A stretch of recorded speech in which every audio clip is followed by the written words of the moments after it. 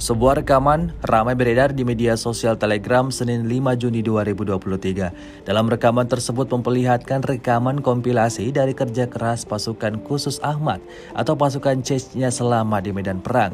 Disebutkan dalam keterangan unggahan, pasukan Chechnya baru-baru ini berhasil mengalahkan musuh di wilayah Belgorod.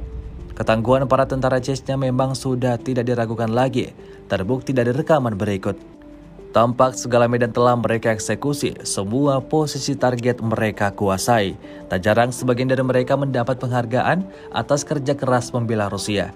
Tidak besar kepala, meski selalu unggul di atas musuh, mereka tetap berlatih sebagai langkah memperkuat pertahanan.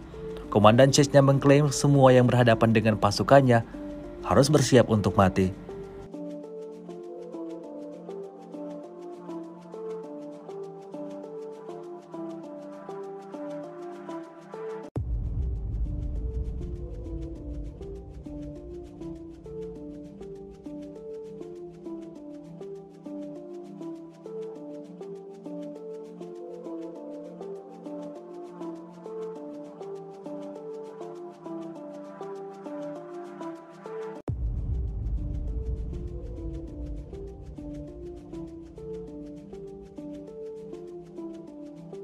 Terima kasih sudah nonton.